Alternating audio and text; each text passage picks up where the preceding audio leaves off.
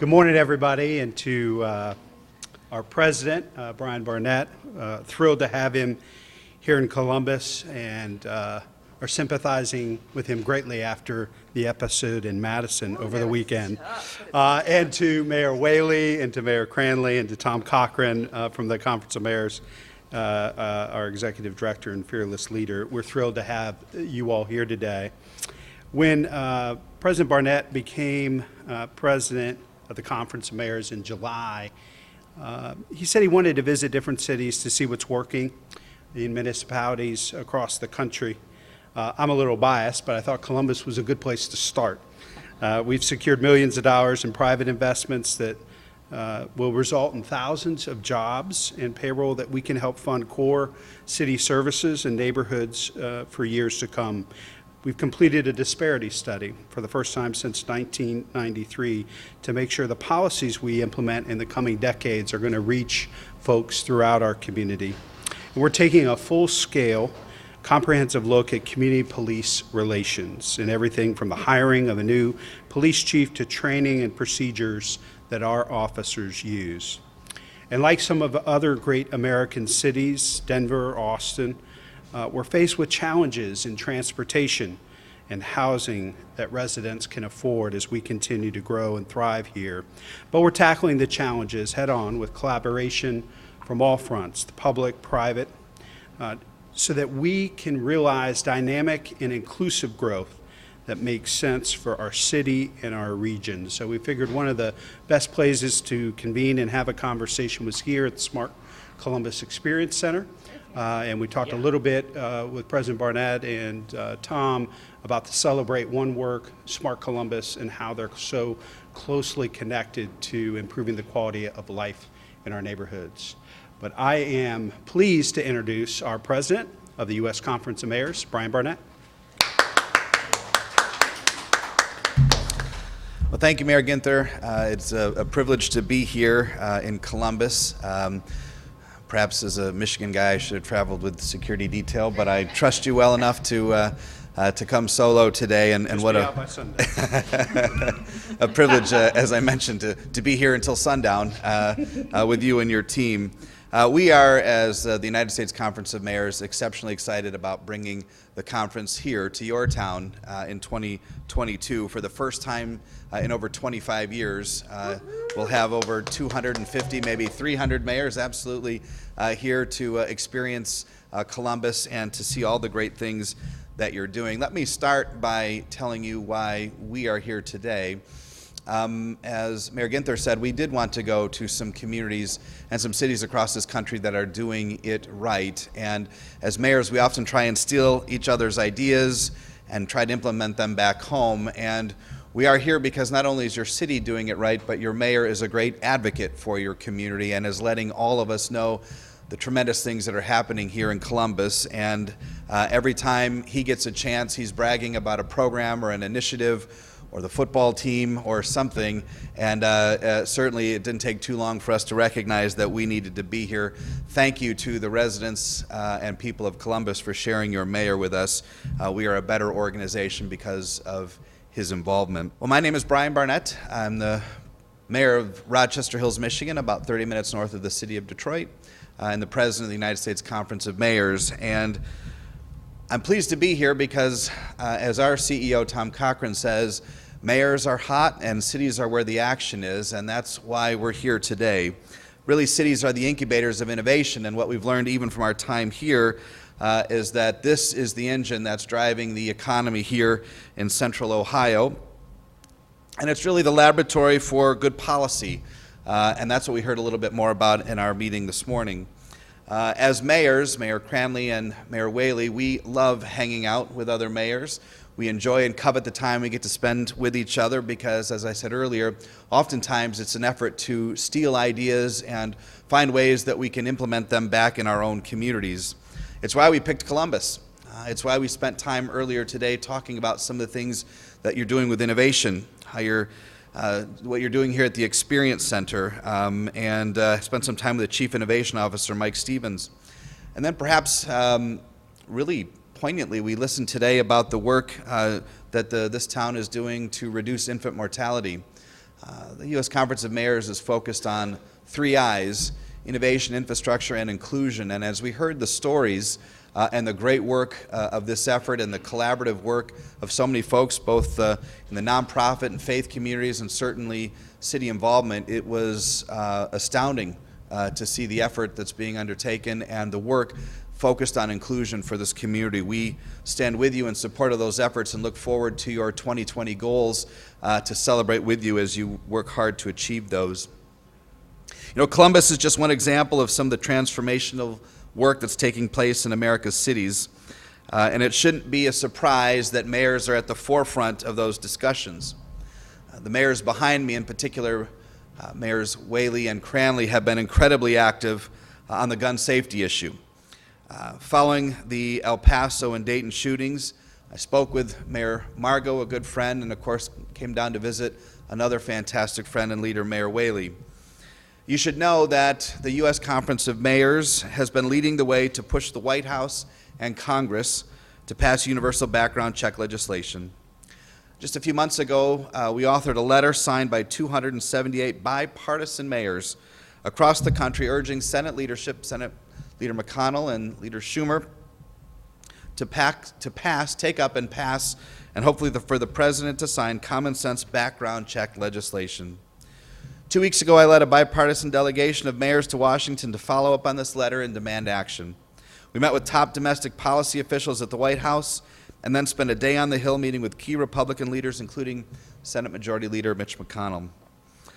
Just last Thursday, our Ohio colleagues are meeting with representatives at the state legislature pushing for common sense reforms here as well, and we applaud Governor DeWine and his 17-point plan and all of those here in Ohio working hard to get things done. It's yet another example of local leaders working in the absence of Washington leadership.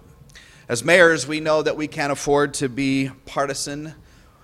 We have to focus on results. We have to focus on getting things done. And no matter the size of our city or the party we hail from, it's results that matter to us more so than anything else. And if Republicans and Democrats can stand together as they are today, and even folks from Michigan and Ohio together today, saying a clear, consistent message about something like background checks, we hope that Washington will follow our lead. I'm proud to recognize the leadership of Mayor Nan Whaley, our second vice president. She has been incredibly focused and someone we're all incredibly proud of, specifically since the shootings in Dayton, and it's my privilege to welcome her to the stage at this moment. Mayor Whaley. Thanks, Brian. Thank you. Well, it's always a pleasure to be in Andy's city, and it's great to be here at this great work that Smart Columbus is doing.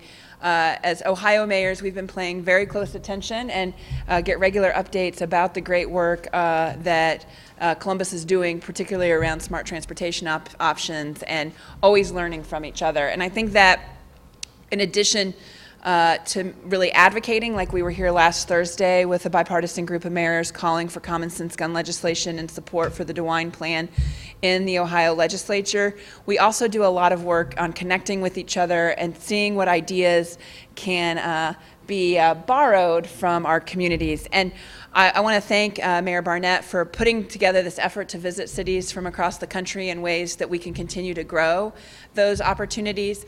I'm very proud of the work that we do in Ohio with the Ohio Mayors Alliance, something that Mayor Cranley and I started in 2016 of the top 30 cities in the state. And there's even more opportunities for us to make sure that our voices are heard on behalf of our cities, not only across the state, but across the country. And that's what the U.S. Conference of Mayors does for us so well. Look, I think for mayors across the country, and certainly mayors in Ohio, we are hungry for action, and we are hungry for people to get something done, particularly around common sense gun legislation. And for better or for worse, that means that Mayor Cranley and I come up to visit Mayor Ginther nearly every week to try to get some sort of movement in this state. And even if we go to D.C., like I did 2 weeks ago with Mayor Barnett, to get action. But I am so grateful to have the support of mayors from across the state and country. This is a group of people that may not always agree with each other, but care about each other and care about cities and what cities can do to provide economic opportunity for people. And it's a great group of, I think, the best place to be an elected official, because we are so focused on action, we are impatient, and we know that every day that goes by, lives are lost and lives are changed with inaction from other parts of government. So I'm really pleased to be here today, and certainly appreciate the chance to be with my colleagues as we continue to move for that call to action.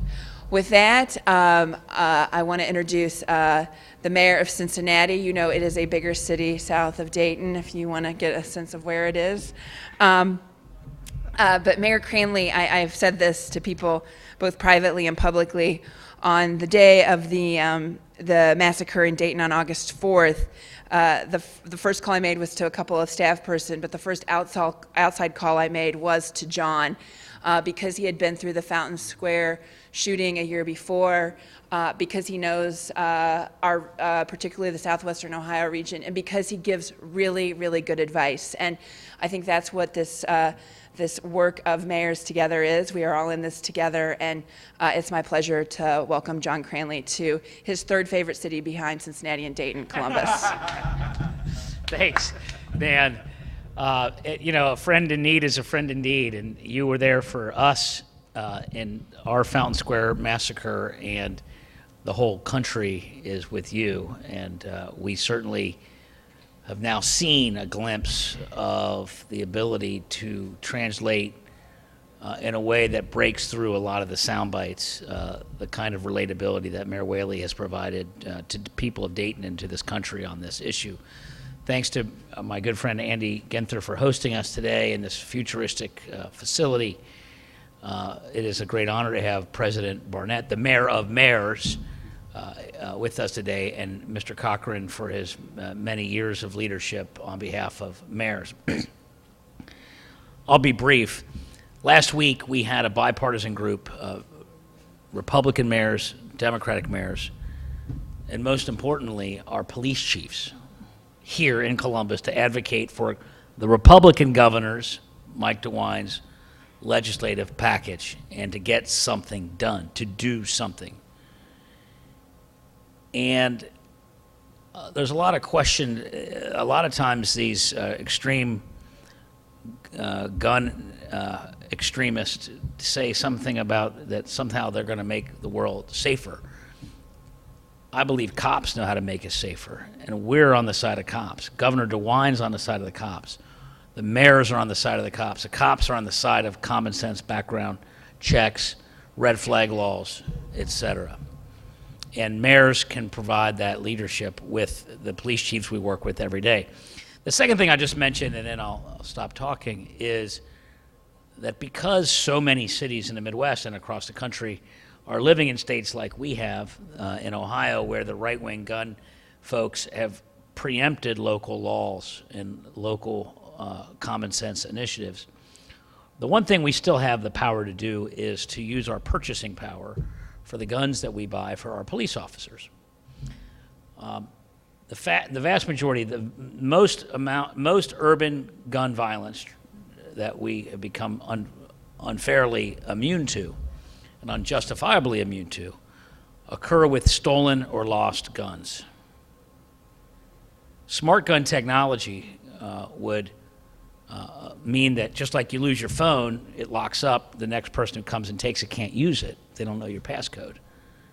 That should be the same long-term vision for guns, which would dramatically reduce the number of illegal guns on the street that can be used to commit horrible crimes.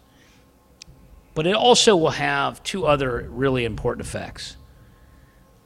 Tragically, in every police family, there's not every, across the country, occasionally you hear about a suicide that occurs within a police family because the gun is in the house. It's also the case that in Cincinnati in 1997, we had a suspect take a gun from a cop and murder two of our police officers.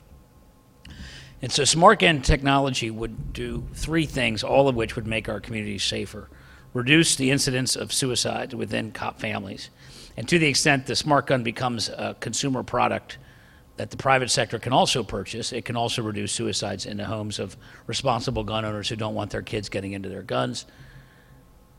2, it will prevent the horrible massacre of our cops by suspects who sometimes wrestle guns away from cops. And lastly, and probably the most profound impact, is that it will reduce the number of lost and stolen guns that can be used by the bad guys. These are the kinds of pragmatic, common sense things that we're doing, and so we're pulling money together to invest in R&D for smart gun technology to get this product to market. That's just one example of how we, this group here, and Nan, Andy, and Brian are all active on this effort, work together to get things done. Thank you very much. Thank you, Mayor Cranley. I guess just in closing, I would say we are passionate about this issue on sensible background checks, and we continue to have a drumbeat of a call to action to do something, as first heard by the residents of Dayton. Our exploration of Columbus continues. We had a great experience this morning at the Innovation Center. We'll leave here to meet with about 15 mayors from around your great state. You can quote me on that just one time. I'll probably never say that again. But we look forward to learning more about some of the tremendous things happening here in the state of Ohio and growing the bonds of the relationships that we have with the fantastic mayors here that are leading this state. So thank you so much for being here, and we'll make ourselves available at the conclusion of this press conference for individual questions. Thank you. Great.